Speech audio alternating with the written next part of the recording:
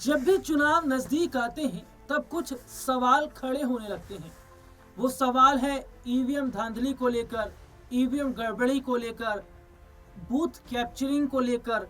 इस तरीके के तमाम सवाल खड़े होते हैं और इस पर चुनाव आयोग को घेरा जाता है। अभी तक तो ये काम विपक्षी पार्टी के लोग कर रहे थे, अभी तक ये काम विपक्ष कर रहा था, लेकिन इसमें अब बीजेपी भी चुनाव आयोग को घेर रही है। जी हां, सही सुन रहे हैं आप। हालांकि अपने दर्शकों को मैं बता दूं कि ज्यादातर राज्यों में भारतीय जनता पार्टी की सरकार है, लेकिन कुछ राज्यों में बीजेपी की सरकार नहीं है। लेकिन फिर भी बीजेपी जो है वो चुनाव आयोग को घेर रही है और कई बड़े आरोप भी लगा रही है। दरअसल झारखंड में निकाय चुनाव होने वाले हैं और इस निकाय चुनाव से पहले देखिए, अपने दर्शकों को मैं बता देता हूं कि इस निकाय चुनाव से पहले पूर्व मुख्यमंत्री और नेता प्रतिपक्ष बाबूलाल मरांडी जो हैं, बाबूलाल मरांडी, उन्होंने चुनावों में धांधली की बात कही। उन्होंने कहा है कि मुझे डर है, मुझे आशंका है चुनाव में धांधली होगी। मेरे पास देखिए कुछ रिपोर्ट्स और हैं जो कि मैं यहाँ अपने दर्शकों को जरूर बताना चाहूंगा। और इससे ये सवाल खड़ा होता है कि अभी तक विपक्ष को ही भरोसा नहीं था, लेकिन क्या अब बीजेपी के लोगों को भरोसा नहीं? भले ही झारखंड में सरकार बीजेपी की ना हो, लेकिन सेंट्रल में तो है, कई स्टेट में तो है, और यही बीजेपी चुनाव आयोग को बचाती नजर आई है। और अब बीजेपी के ही लोग चुनाव आयोग को घेर रहे हैं। झारखंड विधानसभा में नेता प्रतिपक्ष बाबूलाल मरांडी ने राज्य चुनाव आयोग से शहरी स्थानीय निकाय चुनावों के लिए सभी मतदान केंद्रों पर अर्धसैनिक बलों की तैनाती और सीसीटीवी कैमरे लगाने का आग्रह किया है। सभी 48 शहरी स्थानीय निकायों के लिए चुनाव 23 फरवरी को होने वाले हैं और मतों की गिनती 27 फरवरी को होगी। बाबूलाल मरांडी ने आरोप लगाया कि झारखंड सरकार नगर निगम चुनाव कराना नहीं चाहती है। उन्होंने आरोप लगाते हुए कहा कि झारखंड उच्च न्यायालय के सख्त आदेश का पालन करते हुए चुनाव कराए जाने चाहिए। नेता प्रतिपक्ष बाबूलाल मरांडी यही नहीं रुकते हैं। नेता प्रतिपक्ष बाबूलाल मरांडी इससे और ज्यादा कई बड़े खुलासे करते हैं, सुनिएगा। बाबूलाल मरांडी ने कहा, विधानसभा और लोकसभा चुनावों में ईवीएम से चुनाव होने के बावजूद मतदान केंद्रों, स्ट्रांग रूम और मतगणना केंद्रों पर सीसीटीवी लगाया जाता रहा है, लेकिन निकाय चुनाव को राज्य सरकार ने बैलेट से कराने का निर्णय लिया है, जिसमें बड़े पैमाने पर बूथ कैप्चरिंग और बोगस मतदान से इनकार नहीं किया जा सकता। ईवीएम को लेकर आपने देखा होगा ना, कई बार सवाल जो है वो खड़े होते रहते हैं। ईवीएम में गड़बड़ी को लेकर बात होती रहती है। विपक्ष अभी तक ये बात करता रहा है और ये भी कहता है कि भैया बैलेट पेपर से चुनाव कराया जाए। लेकिन यहाँ पर बैलेट पेपर को लेकर देखिए क्या उन्होंने कहा है, फिर से मैं बोलूंगा कि मरांडी ने विधानसभा लोकसभा चुनावों में ईवीएम से चुनाव होने के बावजूद मतदान केंद्रों, स्ट्रांग रूम और मतगणना केंद्रों पर सीसीटीवी जो लगाया जाता रहा है, लेकिन निकाय चुनाव को राज्य सरकार ने बैलेट से कराने का निर्णय लिया है। और ये जो बैलेट पेपर से कराने का निर्णय जो लिया है, इसमें वो कह रहे हैं कि भैया धांधली हो सकती है, चुनाव आयोग इस बात का ध्यान रखे।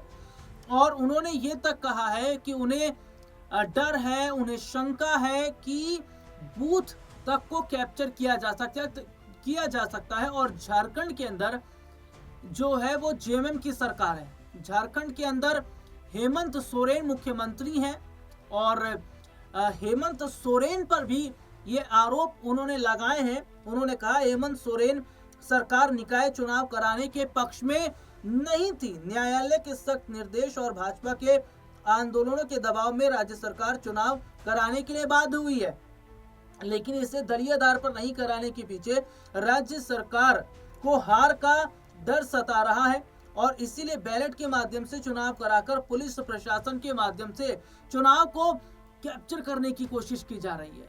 तो क्या वाकई बाबूलाल मरांडी जो बात कह रहे हैं उन दावों में जरा भी सच्चाई है? क्योंकि जो रिपोर्ट्स मैंने पढ़ी है उसमें ये सीधे तौर पर नजर आ रहा है कि भारतीय जनता पार्टी ये कह रही कि भैया चुनाव में फिर से गड़बड़ी हो सकती है। और देखिए ये भारतीय जनता पार्टी के लोग कह रहे हैं, ये वही भारतीय जनता पार्टी है जो अभी तक ये कह रही कि भैया जो चुनाव करवाए जाते हैं वो निष्पक्ष होते हैं, जो चुनाव करवाए जाते हैं वो सही तरीके से होते हैं, चुनाव आयोग अपना काम बेहतर तरीके से करता है।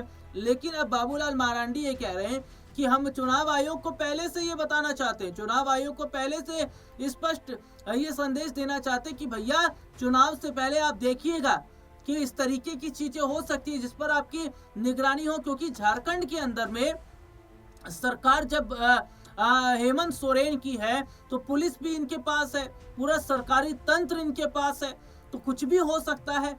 और देखिए जिस तरीके से पश्चिम बंगाल में थोड़ा सा रुख जरूर करना चाहूँगा, क्योंकि भारतीय जनता पार्टी के जो लोग हैं वहाँ पर वो भी इस तरीके की बातें करते हैं कि बंगाल में जब विधानसभा के चुनाव हुए थे, अब 2026 जो कि चल रहा है इसमें फिर विधानसभा के चुनाव होने वाले हैं, और इस चुनाव से पहले बीजेपी के लोग इस तरीके की बातें कर रहे हैं बंगाल के अंदर भी कि भैया ममता बनर्जी को हार का डर सता रहा है, वो बूथ कैप्चरिंग कर सकती हैं, वो बूथ पर कब्जा कर सकती हैं चुनाव में गड़बड़ियां करवा सकती है। तो इस तरीके की बातें की जा रही है और झारखंड के अंदर भी यही बात भारतीय जनता पार्टी कर रही है। और सबसे बड़ी बात है कि जहां बीजेपी की सरकार होती है वहां इस तरीके की बातें निकल कर नहीं सामने आती है, लेकिन जहां विपक्ष की सरकारें होती हैं तो भारतीय जनता पार्टी इस तरीके की बातें करती है। देखिए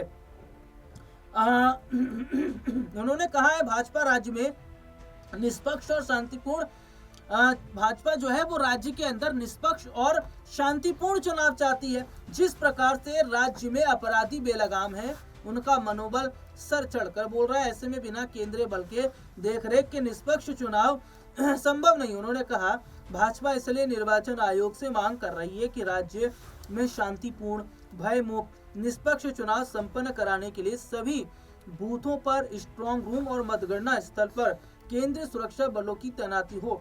और जिस तरीके की बातें कही जा रही है, क्या जो बीजेपी के लोग हैं इन्हें अंदेशा है कि भैया सरकार इनकी है, राज्य इनका है, तो कुछ भी हो सकता है। लेकिन बड़ी बात देखिए, ऐसा नहीं है कि पुलिस के अंडर में ही होता है, यहाँ पर अर्धसैनिक बल भी जाते हैं, यहाँ पर जो फोर्स है वो भी उतरती है। तो ये जिम्मेदारी फिर फोर्स की भी बनेगी, ये जिम्मेदारी जो है वो केंद्र की ये जो फोर्सेस हैं, सीआरपीएफ और तमाम जो फोर्स बटालियन उतरती है, ये जिम्मेदारी उनकी भी है कि इस तरीके की चीजें ना हो। लेकिन अपने दर्शकों को मैं यहाँ पर बताना चाहूंगा कि इस निकाय चुनाव से पहले भारतीय जनता पार्टी के कई और बड़े नेताओं का जो कि बयान सामने आया, जिसमें उन्होंने ये कहा है कि हेमंत सोरेन जो हैं वो नहीं चाहते हैं कि इस निकाय चुनाव में उन्हें हार का सामना करना पड़े, और इसके लिए वो तैयार नहीं है, और इसीलिए तैयारी से पहले वो बूथ कैप्चरिंग और तमाम चीजें करना चाहते हैं। हालांकि झारखंड की घाटशिला सीट पर जो चुनाव हुए उसमें जेएमएम की बड़ी जीत जो कि हुई है, जेएमएम की जीत के बाद बीजेपी देखिए डरी हुई है, और भारतीय जनता पार्टी ये चाह रही कि झारखंड में थोड़ा बहुत तो कब्जा शुरू किया जाए। निकाय घाटशिला सीट पर मौका बना रहे थे, वो नहीं हो पाया। और एक चीज का जरा और ध्यान दीजिएगा कि एक और जहां ये निकाय चुनाव होने वाले हैं, तो दूसरी तरफ एक और चर्चा झारखंड में चल रही है। वो चर्चा है जेएमएम और बीजेपी के गठबंधन को लेकर। हाल ही में हमने एक प्रोग्राम किया और उस प्रोग्राम में हमने ये बताया था कि कांग्रेस पार्टी के एक वरिष्ठ नेता, एक वरिष्ठ चेहरे जो कि ये बात कहते नजर आए थे, और मैं अपने देखिए दर्शकों को बताना चाहूंगा उनका जो नाम है वो देखिए केएन त्रिपाठी है। केएन त्रिपाठी है, उन्होंने ये बात कही थी। केएन त्रिपाठी की तरफ से ये कहा गया था कि भैया देखिए ये जो निकाय चुनाव है ना, इसको हो जाने दीजिए। निकाय चुनाव के बाद में आप देखिएगा कि जेएमएम और बीजेपी का गठबंधन होता नजर आएगा। यानी कि जेएमएम और बीजेपी के गठबंधन की जो चर्चाएं हैं वो हो रही हैं, और वो अभी से नहीं हो रही हैं, वो बहुत पहले से हो रही हैं। क्योंकि हेमंत सोरेन का बार बार दिल्ली आना, दिल्ली दौरा करना और सियासी नेताओं से मुलाकात करना, ये सब आम बात नहीं थी। चर्चा बहुत पहले से हो रही थी। हालांकि ये कहा जा रहा था कि भैया जो डील हो रही है उसमें हेमंत सोरेन को कुछ आपत्ति है, लेकिन कांग्रेस के जो वरिष्ठ नेता KN त्रिपाठी ने जो बयान दिया है उससे सियासी माहौल और गर्मा गया। अब यहाँ पर एक चीज है, ये देखना होगा कि क्या निकाय चुनाव समाप्त होने के बाद में JMM और BJP का जो गठबंधन है वो देखने को मिलेगा। और एक सवाल ये भी है कि क्या जो भारतीय जनता पार्टी के लोग और जो नेता प्रतिपक्ष बाबूलाल मरांडी आरोप लगा रहे हैं बूथ कैप्चरिंग को लेकर, स्ट्रॉन्ग रूम जो है उसको हैक करने को लेकर और गलत तरीके से वोट डलवाने को लेकर, क्या ये बातें सही है और क्या अब चुनाव आयोग को इन चीजों को लेकर सतर्क होना चाहिए? क्योंकि चुनाव से पहले ये जानकारी निकलकर सामने आई है। अब देखना होगा कि जो निकाय चुनाव है इसमें जीत क्या ज्यादातर जो सीटें हैं वहां पर BJP की होगी या फिर JMM की। फिलहाल इस प्रोग्राम में इतना ही, आपसे फिर दोबारा मुलाकात होगी, तब तक ले इजाजत दीजिए।